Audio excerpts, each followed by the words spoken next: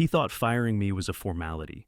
He didn't realize the foundation still had my name on it. My name is Neil Archer. I'm 41 years old. I live in South San Jose, California.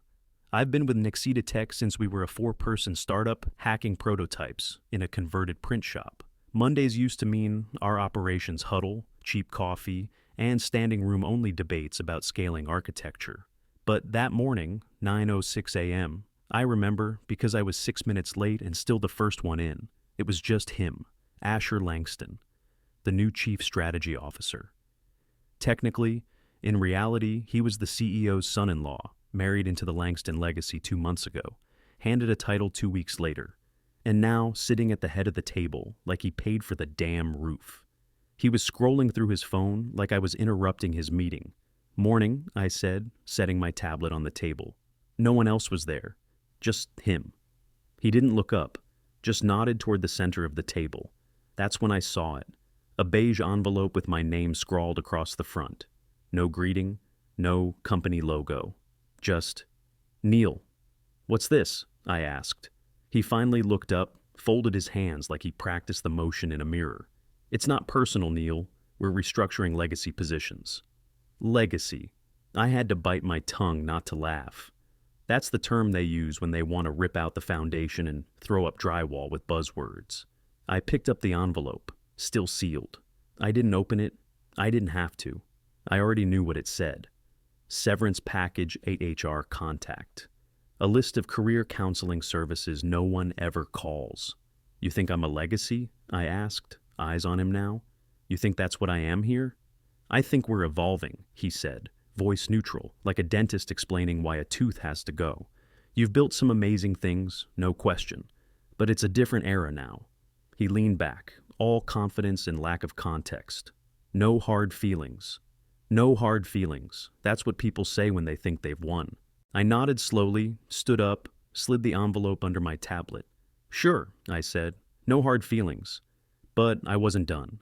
Not by a long shot. I turned to leave, and just before I pushed the door open, I paused. "Hey, Asher," I said, keeping my tone light. He looked up. "You do know who owns the base license for NextForge Core, right?" His brow furrowed slightly. "Legal handles that stuff?" I smiled. "You should double check." And I walked out. Not because I was angry, not even because I was blindsided.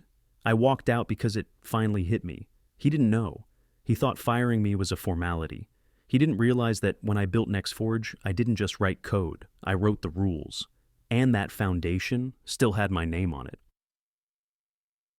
10 years ago, I was sleeping in an ICU hallway chair when NextForge Core was born. My mom was 3 doors down at Mercy Ridge Medical, fading fast. Late-stage pancreatic cancer. It was already everywhere. She didn't want anyone fussing over her. "Just sit with me," she whispered that first night. So I did. Laptop on my knees, charger strung across a yellow-tiled floor. IV alarms beeping down the corridor like they were part of the soundtrack. I was working on a new framework, something that could run scale adaptive without bending latency into a knot. Back then, it wasn't called NextForge. It was just Corebase v4.nb, a rough directory with skeletal architecture and a mess of test stubs.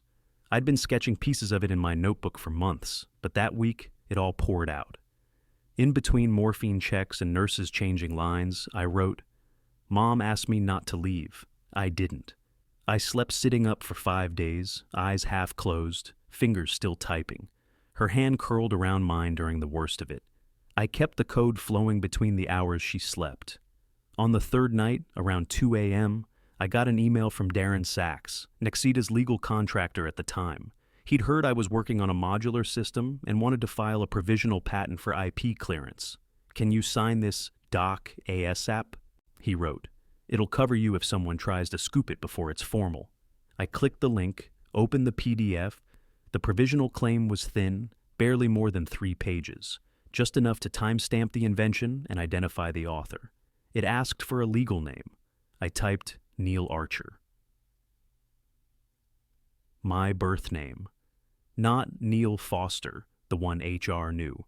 Not the name on my ID badge. That change came 2 years later, after I married Rhea and took her last name. I didn't think much of it at the time. I wasn't hiding anything. I just signed and hit send. No fanfare, no lawyers. Just a name on a form filed at 2:17 a.m. from a hospital hallway with a vending machine that only took exact change. 6 months later, Nexida brought me on full time. By then, the prototype was functional, bare bones, but stable. They loved it, especially the load efficiency numbers, which came out better than anything we'd benchmarked. They told me I'd have a team, a real office, a chance to build this thing out for enterprise. I took the offer, and somewhere along the line, they just assumed the code was theirs. No one ever asked who originally filed the patent. No one checked which entity owned the prototype. No one even noticed that the earliest commits in the code repo came from a private Bitbucket account called ADIN Labs.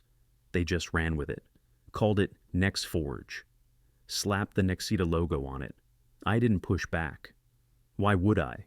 I was still grieving, still building, still believing we were in this together.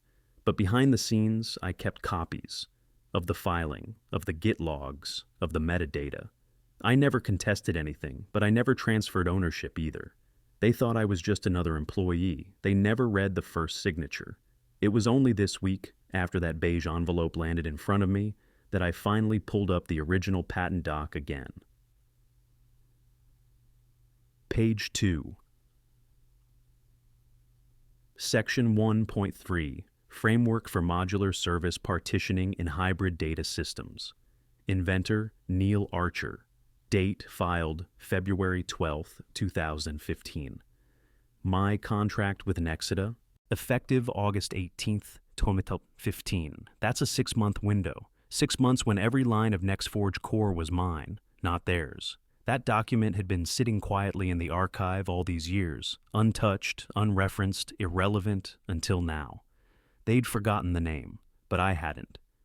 Back when we were 3 guys eating instant noodles in a warehouse that still smelled like toner ink, I met a contract attorney named Carrie Delano. She was the sister of an early investor, some Stanford guy with too many opinions and a silent partner clause. I was 29, running on caffeine, hope, and a duct-taped MacBook. Carrie had this quiet intensity, the kind of person who didn't waste syllables. We sat across from each other in a greasy lunch spot with tables that wobbled if you breathed too hard. She didn't care. She ordered matzo ball soup and a side of blunt truth. "You're the architect, right?" she asked. "Yeah," I said, trying to downplay it. She stirred her soup once. "Then don't let them pretend they own what you built." I blinked. "It's just a startup. We're all in it together." She raised an eyebrow. "They're in it with you. That's not the same as ownership. Make it legal." That night, I couldn't sleep. Not because I didn't trust the guys, I did mostly, but because something in her tone had struck a nerve. So while the others debugged session load errors and argued over what shade of blue the UI should be, I got to work. I pulled up the California Secretary of State's LLC filing portal and created Archer Dynamics. Simple structure, no partners, just me. Registered a P.O. box, submitted the EIN paperwork, and used an old college email to keep it out of the shared inbox. Within 24 hours, it existed. Then I transferred full IP rights for NextForge Core, version 0.3 alpha, schematic diagrams, API documentation, encryption modules, everything into that LLC. I time-stamped it, logged it, had Carrie review it quietly under an NDA she didn't even need, but offered anyway. I never talked about it, not even when I came on full-time at Nexida, not when we got funded, not when we moved out of the warehouse and into glass-walled offices with espresso machines and HR policies. I stayed quiet. They asked for code. I gave it to them. They asked for system specs. I handed them pristine white papers. They asked me to speak at product demos, investor calls, customer onboarding. And I did, every time. But the rights, those never left Archer Dynamics.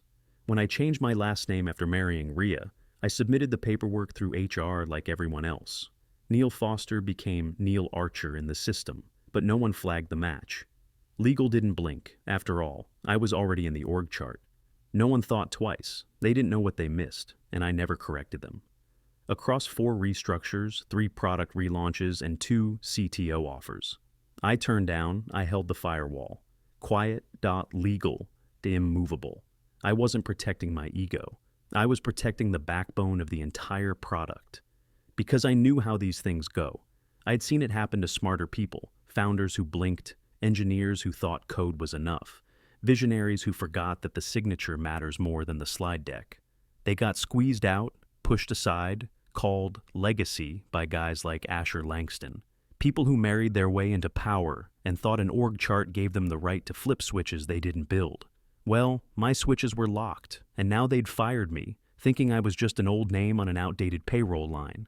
They thought they got rid of the architect. But the architecture?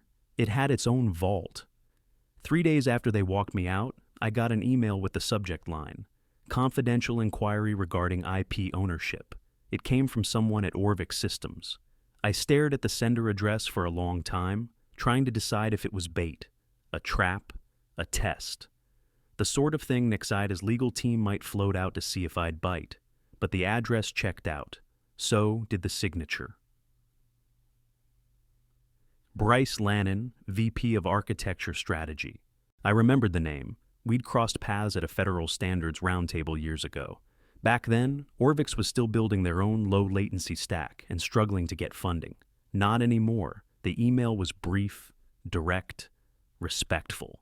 Mr. Archer.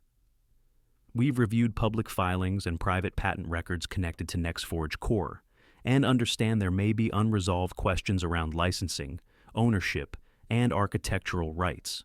If you are open to discussion, we would appreciate the opportunity to speak with you in confidence about a potential exclusive licensing relationship with Orvik Systems. No pressure, no assumptions. Respectfully, Bryce. That was it. No legal threats, no long-winded explanations. Just an open door. I closed the laptop and stood in the middle of my kitchen, holding a mug of coffee that had gone cold. The silence hit me all at once. No Slack pings, no morning check-in calls, no spreadsheets or production alerts or sprint reviews. Just me, alone, with my system. And a question that wouldn't leave my head. If I accepted their offer, would it make me a traitor? I stared out the window. The sun was coming up over my backyard fence, lighting up the old lemon tree Rhea planted before she left. My breath fogged against the glass. What was I actually protecting? Nexida had kicked me to the curb without blinking.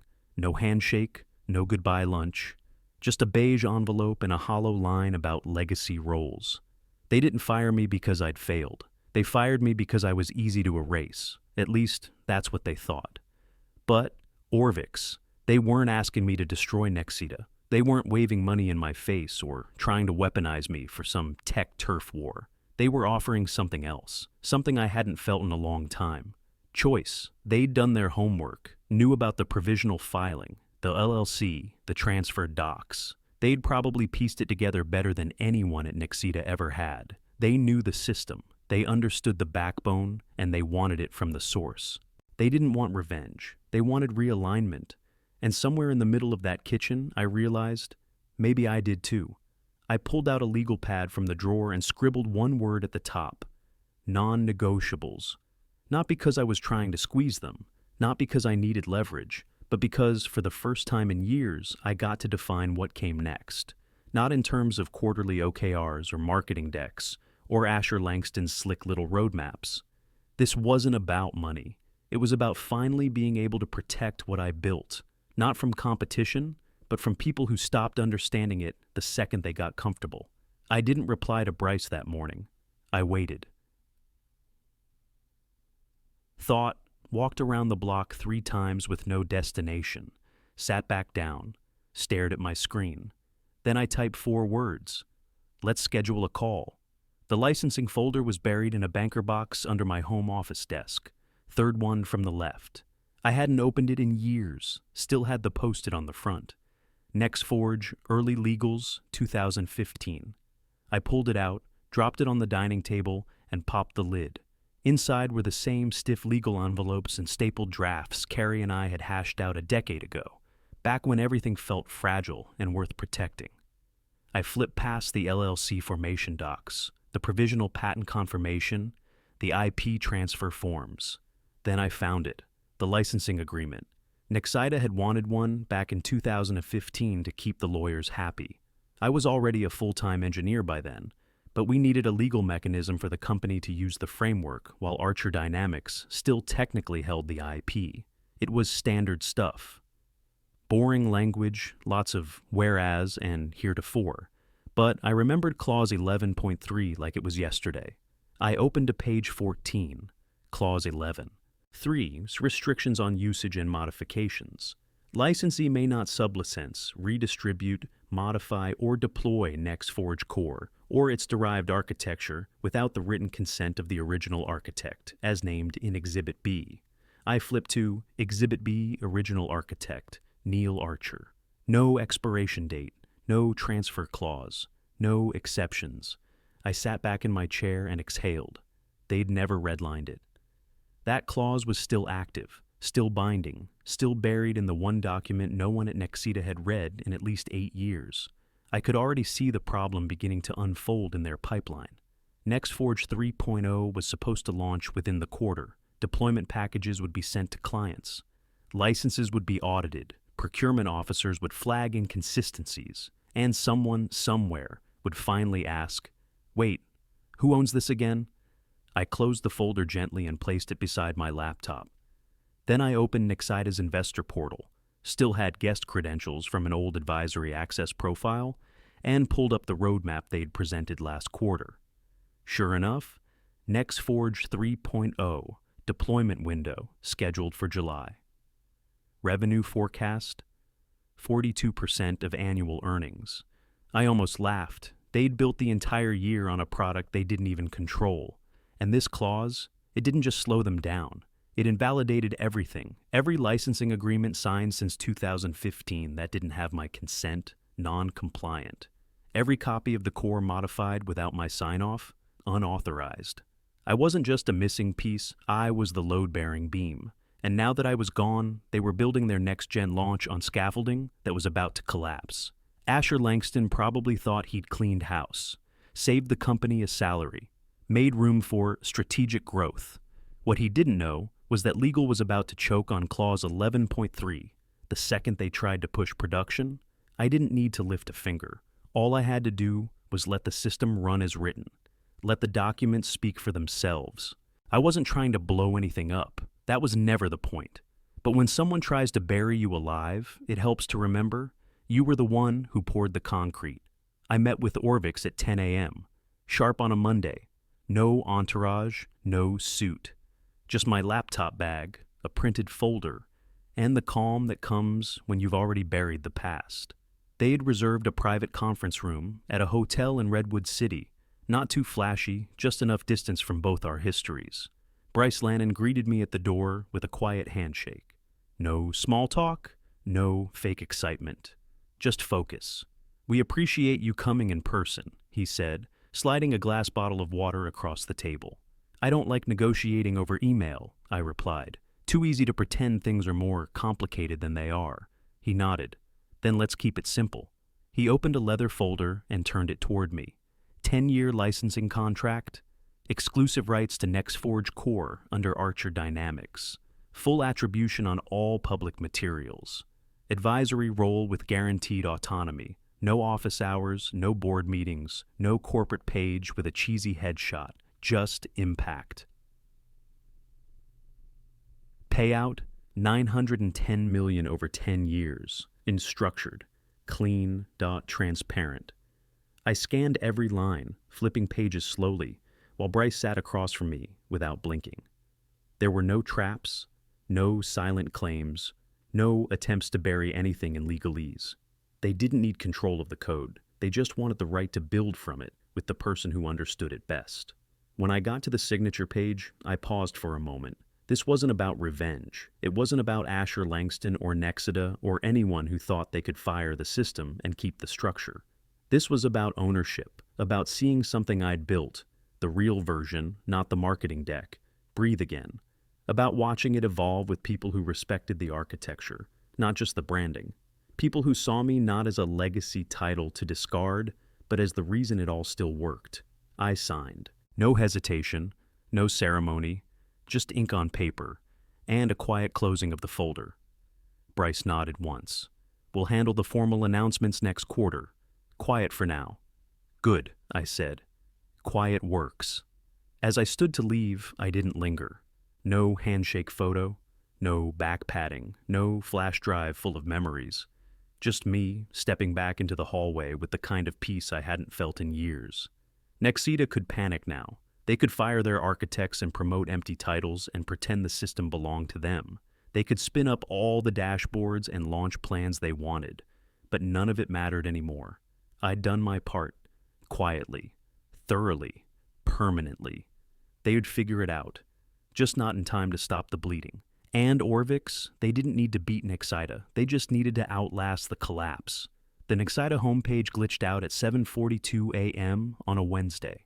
I wasn't watching it live, but someone was. By 7:55, my phone buzzed with a screenshot. White space where the NextForge 3.0 launch banner had been, replaced with a 404 and a line of placeholder text that shouldn't have been public. Component license invalid. Deployment denied. See, architect compliance check. By 8:30, I was getting texts from old coworkers. Tina, Ops. Did you do something? Raj, Infra. They're freaking out. Legals digging into legacy contracts. Heard your name mentioned. Derek, ex-CTO.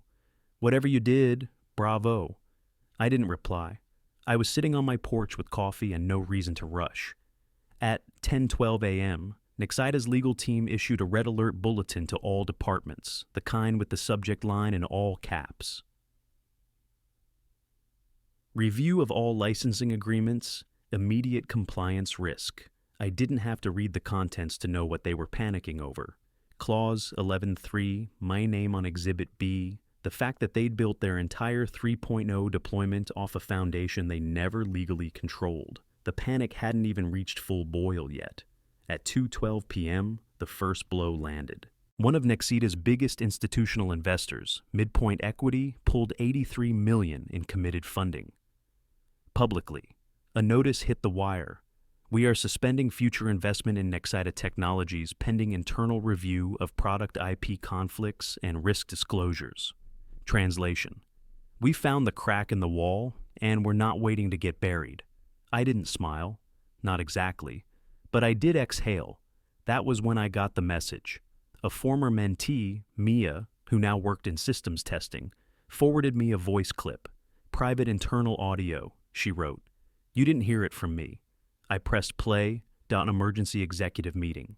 You could hear people shuffling papers, the air thick with nerves. Then Asher Langston's voice, high and tight. Wait, who approved this? It's under Archer, not Brooks. Another voice chimed in, nervous, uncertain. We assumed the 2015 licensing agreement was superseded during the 2019 restructuring. Assumed? Asher snapped. You assumed? Do we even own NextForge?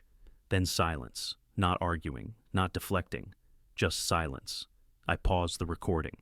There it was. The moment it hit them. The moment the corporate illusion snapped in half. And they realized the thing they'd fired, the person they'd dismissed as legacy, was still holding the cornerstone. They'd promoted a strategist, cut the architect, and forgot to check the wiring. Now the system they thought was theirs was walking out from under them. By 5 p.m., public-facing systems had gone dark. I got another message, this one from someone I barely remembered, procurement lead maybe. It just said, "Can you talk? They want to make it right." I didn't answer. Because the truth was, they couldn't make it right. They couldn't unsign the old contracts, couldn't erase the compliance clause, couldn't swap out the code without unraveling everything NextForge had evolved into. And they sure as hell couldn't replace me. They thought legacy meant obsolete. Turns out, it meant irreplaceable. 6 months later, I stood behind a curtain at the Federal Tech Infrastructure Forum, watching the crowd applaud for someone else. It was a strange feeling. Not nerves, not pride exactly. More like quiet gravity, like watching a pendulum return to center after swinging too far for too long. Please welcome the creator of NextForge Core, Neil Archer. The voice echoed across the auditorium. I stepped out. No fanfare, no spotlight burst. Just a warm round of applause from people who knew the difference between code and marketing, between founders and figureheads. I shook hands with 3 Orvix engineers at center stage, 2 of whom I'd trained at Nexida years ago. They looked older, sharper now, but when they saw me, there was something honest in their eyes, respect that hadn't been printed on a company t-shirt or forced at an all hands. We took our seats on the panel. The moderator dove right in, no gimmicks. We talked about real systems, fault tolerance, modular failover logic, post-quantum security in hybrid stacks. No buzzwords, no slide decks with cartoon lightning bolts, just code, infrastructure, and long-term resilience. I didn't mention Nexida, didn't have to. Everyone already knew. You could see it in the audience, how people leaned forward when we discussed the way systems break quietly, long before they explode publicly. How minds in the room started connecting dots. Who built what? Who owned what? Who lost control of what? After the panel wrapped, people swarmed the floor, asking follow-ups, exchanging business cards. I stood to the side, watching the flow of questions move toward the engineers. That was the point. Let them shine.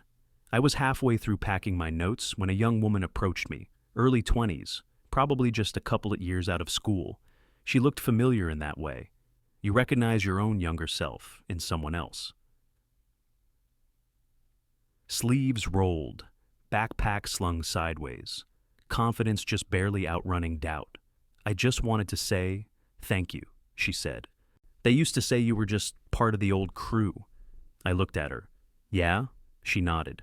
"But you were the system." I didn't reply. Didn't need to. She already knew. I shook her hand and left the floor. Outside, the sky over DC was soft gray. I walked alone to the taxi stand, no press behind me, no camera in my face, no official chaperone trying to keep me on message. And that was the best part. Because for a long time, I thought survival meant staying in the room, fighting for a seat at the table, letting them call you legacy if it meant staying near the thing you built. But I was wrong. Sometimes the real fight isn't staying. It's knowing when to walk out, quietly shut the door, and wait. Not for revenge, not for a headline, just for the truth to surface. You don't have to yell to be heard, you just have to survive long enough to be right.